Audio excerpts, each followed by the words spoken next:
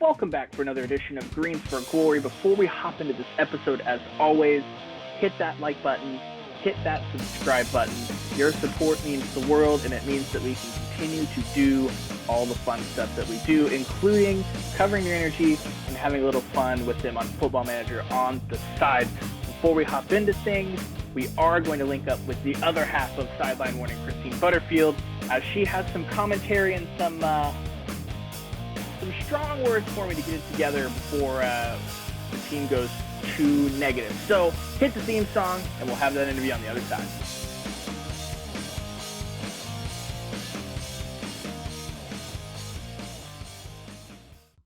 Joining me now is the other half of Sideline Warning, the lovely and talented Christine Butterfield. Christine, how are you doing?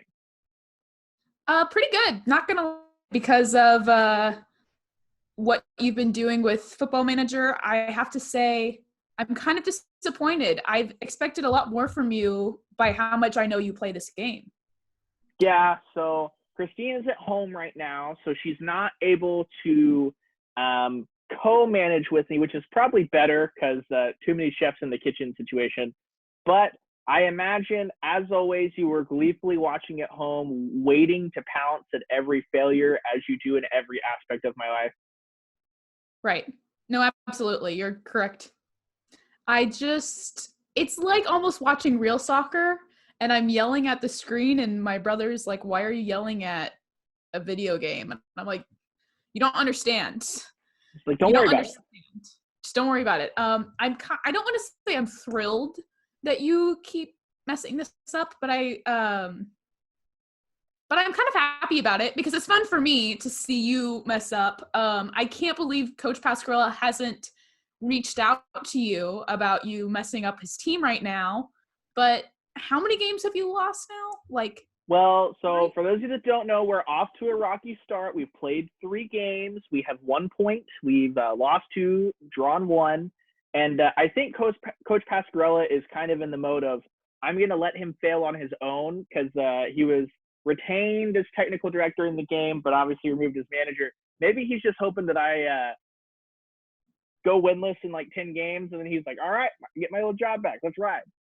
That's what I think he's hoping for. You've kind of given him a lot of slack for him losing his first game of the season, then the season becoming suspended due to all the coronavirus pandemic stuff that's been happening. So I think a part of him is hoping that you keep losing throughout the series so that his job is safe and secure. Your formation was really interesting. I don't know why you're choosing to do a counterattack approach. And I feel like if you're choosing to have that many players in the middle of the field, you are going to be controlling the ball a lot more often than you would in a different formation. So if you're going to choose to stick with the 4-2-3-1, I think it would be wisest for you to change that to a possession-based formation rather than a counterattack, because you have too many players in the middle to really produce a high caliber counterattack team. It usually kind of goes a lot wider in those instances. So I think you should make it more possession based. Yeah, that's a good thought. I mean, it's not really playing how I'd like. In theory, we would contract and clog up the midfield when we're defending, and then once we win the ball, everyone just shoots out in all directions to counter. Like you said, that has not been the case through 3 games, and Coach Pascarella did say he built this team with the intention of playing with the ball and giving them some ownership. So maybe you're right. I should heed the advice of my elder and Coach JP and my co-host and you, and maybe move them, let them have a little more freedom with the ball. But I mean, I'm sure that both of you have your back channels working around me, just pointing and laughing at me. So I'm glad I can provide some entertainment to at least a few of you while we wait this thing out. On the bright side, we're getting closer to real soccer. So hopefully for all of you, my style of, pragmatic football won't be the only thing you guys have to endure for very much longer. I hope so too, mainly because I want to watch real players play again. But I cannot believe you allowed Atiba to get a red card. First of all, you have him playing out of position where he's usually a center back, and you put him at outside back. And obviously he's going to get a lot more feisty with those wingers out there. So I don't know why you thought that was a good idea. And of course now he's a red card and now you only have 4 defenders to play from and you have to, why? Well, trust me, I spoke with Atiba in the game. He was fined 2 weeks' wages. He accepted his fine for his actions. Obviously, no manager employs a system hoping that someone's going to get red carded, but I was trying to game the game here. The game had him as our best rated option at left back with Kyle Highland injured. I tried to do something different. Obviously, I should have just left it because things were going fine. The defense was fine, but it's okay. We held on for the draw without him. The next game kind of hurt. Not going to lie. I think our defense was just run ragged and tired. But other than that, I believe in the defense we've built. They just have to get healthy and off the suspension. Right. Yeah. So I hope you can figure that out, and hopefully Atiba doesn't get any more red cards because it really hindered you guys a lot in the back. Well, I look forward to having you on again once the team has become more acclimated to my playing style and have turned things around so that I can say, shove it, because we've got it under control. It's a new team, a new coach. It's going to take us a few games to get rolling. We've got some square pegs trying to fit into round holes right now. That's okay. I have faith. I believe. I have faith if you follow what I say. Like, I have faith if you change that. I don't know if I have faith otherwise. Honestly, it's better for me if you keep messing up because then I have more entertainment. So that's fair. That's fair. Well, Christine, thank you so much for taking time out of your busy day back home. As we know, everyone is so busy right now with all the stuff going on. So thank you. And hopefully we will catch up with you in a few episodes and I will have some better news to report. Of course. Good luck. And thank you for letting me judge you. Always. Back into things here. Like I said, we deployed the same overall formation, but we've changed the system a bit. We have heeded the advice of both Christine and Coach Pascarella. We've moved into more of a control possession. I still like to have these numbers back here to soak up on the break, and boy, it did some wonders. As you heard us discuss earlier, we have lag. As you heard us discuss earlier, here we go. This is where we left off. We were 0-2-1, 2 losses here on the road. Here's where we had our red card and then a 1-0 defeat here to Rio Grande Valley. We have rebounded in a big way. We went to Sacramento, won 4-2.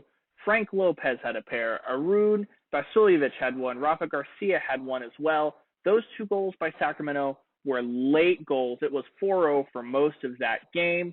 Then road trip to Austin, still a little inconsistent here, falling 2-0, but rebounded with a win at Reno. And like I said, we have had all sorts of problems. We had Atiba Harris, Cordell Cato, and Cody Larindi go on the international break, and just a litany of injuries really, really hurt us here. As you can see, Cato got injured on the international break. Thankfully, he'll be back soon, 2 days. We had a little bit of a break. Ray Sari is still out. Arun Vasiljevic, he had a groin pull that cost us about 2 weeks there.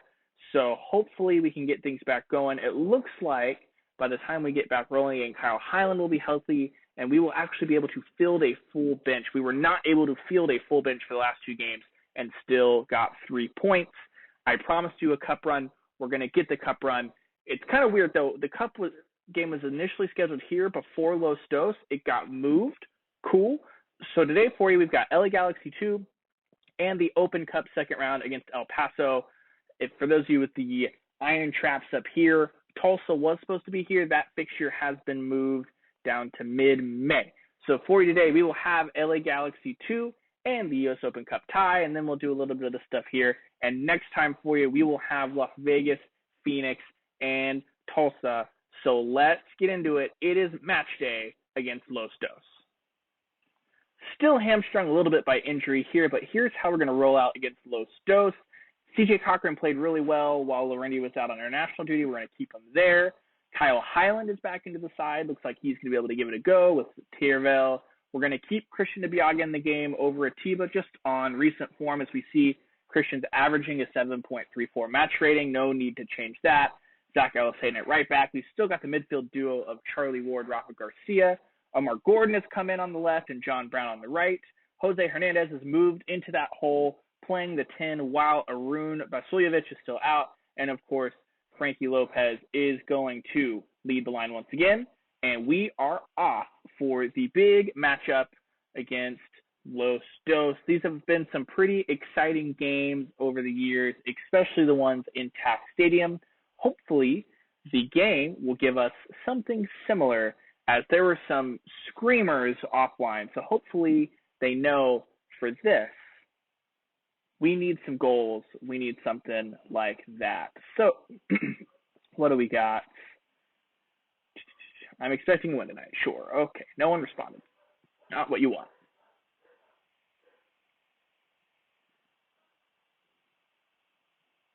And we're off. Yet again, poor start. This team starts slow, guys. Every single game, it feels like the opposition has 2 or 3 really good chances in the first few minutes. If the energy can survive that, it feels like we win the game. So I wonder if that's down to my just lethargic team talks. But Rafa Garcia has found Omar Gordon on the far side over there. Nothing came of it, unfortunately, but getting forward, that's what I like to see, some back to front, moving quickly, taking advantage of our pass. Oh, Frank Lopez is through. Come on. Let's go. And that is how you do it right there, back to front. It doesn't need to be sexy. Just settle it, win the ball, play him through, and make sure everybody's on side. Look at that. That is what you love. Jose just picks his head up, masterfully plays Frankie in. The goalkeeper had nothing to do. We are flying. Hopefully, we keep that energy the rest of the game. We could use some goal difference to build back up after we kind of stumbled out of the gate. But like we've said, I'm a new manager to this team of mostly new players. It's going to take 6-10 games for them to really get the tactics down, get familiarity with each other. So as long as we keep getting results, it doesn't have to be pretty. But let's see what Los Dos has for us here. They're building, trying to take advantage of Highland in his first game back off of injury. Gets the cross off. Oh, taken care of, and a great save by C.J. Cochran. Ellis Hayden initially parried the cross back in toward the middle. Cochran with the reaction save, and now they're on the other end. And Hernandez just plays a ball that was mishit and finds its way to the keeper. This is how he scored. Oh, my gosh. Did he just throw that off of Frank Lopez? What happened? Not a goal. Questioning the integrity of the keeper, though. Jose's going to play it in. And that is why we keep Christian Ibiaga in the game. He's been on form. That's exactly how he scored the last time out. And it looks like he's picking up right where he left off. A beautiful ball played by Jose from the far touchline to the back post. Beautifully just redirects it past the keeper. He lost his marker. And we are flying. This is a dream first half, honestly. Now you just have to hold on. And most importantly, you don't want to give up any goals before half here. The game can completely flip on its head.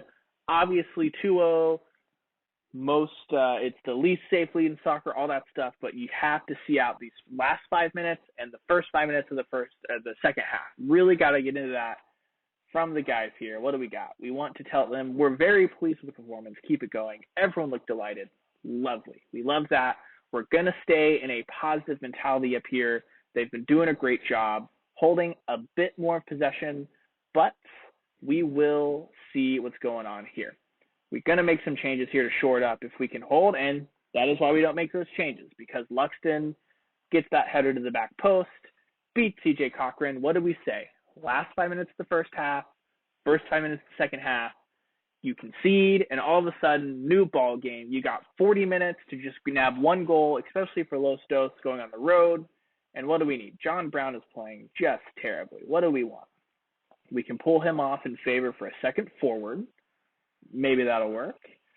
But we'll give him a few to improve it. Neither of our wingers are really playing that well. Don't have a ton of wing options off the bench. So here is what we're going to. we'll see what happens here first. Jose's been the man today. So you want to keep Jose.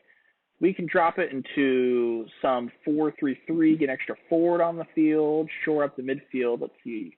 Frank Lopez Good header here to the back post, but ultimately taken care of by Romero. Are you thinking to play it off him again? No, okay. If he had kicked it out Frank Lopez again, I was going to close the game because what is going on? And Zubac, an energy killer the last few years, offside, thankfully. And that was a little too easy for my liking. Let's make a little switch here. We're going to bring on Jaime Chavez, get a little size into the side, a little target man action, and then we're going to bring on Brad Dunwell for John Brown. Both our wingers weren't really having the best game, so that's okay. We're going to deploy something a little more compact here, and hopefully we can see the game out. You've got a 1-goal lead. You want to really bring the clamps down, but this is a side that can still score goals. So we're hoping, fingers crossed, that is the case. We shall see. We need to give the boys a little kick in the butt, though. And what do we got? We've got 10 minutes left. Let's bring on Tucker for Frank. We're going to bring on Tucker Stevenson. I know. This is, make him a poacher. You don't want to take your best scorer off the field, but if we can keep those fresh legs up top, play from the front foot. I like to play from the front foot here in these situations. Oh my gosh, what just happened? Another disallowed goal. Well. Fortune favors the bold. Let us shore some things up, though. We want to start time wasting a whole bunch, and we are going to regroup and hold shape and slow pace down because we are playing with fire. They've put the ball in the back of the net 3 times. Only one of them's counted. We just need to see this out at home, and then we get to some U.S. Open Cup play. Oh, boy. Look at that. All the numbers in the midfield. Playing through Charlie? Yes. Hami. Oh, got to finish those chances off. You have a chance to ice the game. Have to finish that off. But it's okay. Demand more. We got 1 minute left to hold. Blow the whistle. Yes. And there you have it. That is how you do it. We are rolling. Great job. Well done, everyone. We've righted the ship in the league, but now we have to turn our attention quickly as we host El Paso for the second round of the Lamar Hunt U.S. Open Cup. If you smell that magic in the air, it is because it is the first round for the Oklahoma City Energy, second round of U.S. Open Cup Day. We head to El Paso. El Paso started the league pretty well. So for that reason, we're going to move to a little bit of caution here. We're going to be cautious heading on the road. And as you see, we've made some changes. Our wingers were not great last game. So we're just going to go ahead we're going to start in this 4-3-3. It brings in Brad Dunwell, shores up the defense a little bit, and really allows us to chase the game if we need to. Arun Vasiljevic, cleared for 75 minutes of action. We're not going to throw him in from the jump, though. We still have John Brown, still have Omar Gordon. You can still throw Tucker Stevenson on if you need a change up top. So we have plenty of versatility there. Christian Ibiaga will be serving a yellow card suspension, though. So Atiba Harris back into the side. Christian heads to the bench. We are chasing down, hopefully a lone at center back and a lone at left back to kind of cover the bases here. But other than that, let's ride. It is time for some cup action. And in the league, I always say, I don't really care if it's pretty. I don't care if it's ugly. Any of that. We have too many foreign players. Well, I guess we will then have to field Ray Sorry in there, even though Ray is not. Anyway, as I was saying, doesn't matter if it's pretty, doesn't matter if it's ugly. I just care if we win. That is my normal attitude about life. That is multiplied by 1,000, even more so in any cup run. It truly doesn't matter how good you are, how beautiful it is. All that matters is that you look up on the scoreboard at the end of the day and you have at least one more goal than the opposing team. Now, of course, this is a big day. Former Energy player Alexi Bassetti back into the side. Is Rafa Garcia already hurt? Gotta hope he can play through that. Okay, already defending a set piece. There we go. Less than 10 minutes in, an attacking move from our opponents. That is a trend that we need to break. We can't continue to have these slow starts and get away with it. And CJ Cochran rolls it straight to the defense. Not what you need. Thankfully, they missed, but this is not good. We are just getting our face beat in so far, and there's the goal. So, perfect. This is exactly the start you want in any cup run. Just get battered. First 10 minutes, haven't left our half. Let's see what you got. Rafa's still struggling. Should be able to play through. Let's see if it gets any better before we make any drastic changes. Looks like they've already had to make a change. This schedule, we've played a ton of Saturday, Wednesday, and it looks like all of the players are feeling the effects of it. We'll have to see if that bleeds over into real life. As those of you that don't know, the Energy are reporting back to training this week as Jose Hernandez runs the break. Oh my gosh, just touches around, find him across, just lay it in there. Oh, back post. Would have loved for him to find Hami there or Frank, but you get a corner, it's hard to complain. Let's see what can he do here, and nobody is home. Nobody's even there to pick up the garbage. But like I said, the Energy are reporting back to training this week. It looks like FIFA may have approved 5 substitutions across competitions throughout the end of the year to kind of aid the fact that we may be seeing soccer on a much truncated schedule. So we'll see how that all plays out. And it looks like we're going to escape here. Oh, gosh. Here we go. Bassetti to play it in. We'll be making some changes at halftime here. Down 2-0, having to chase the game. This is not what you want, obviously. Not been a great performance. And it looks like the cup run is on ice already. So let's see, what can we do at halftime here? We're going to bring Arun on. We simply have to get something going. So before we even get to the pep talk, let us move. It's out wide. We're going to bring Arun on for Dunwell, who's already picked up a caution. And then let's put Omar out wide. Not his preferred position, but I'm sure he'll do great. We must play attacking. We have to chase the game here, and we are expecting to see much different in the second half. Let's get rolling. This is not the start. We did not get the local semi-pro team that's warm-up game that it seems we've been accustomed to in the U.S. Open Cup over the last few years. Straight into USL competition, and we are feeling the effects of it. I don't even know what that highlight was. As you see, not getting as many shots, obviously not on target. We're down in goals, and we have somewhat of a shortened bench to try to make it through here.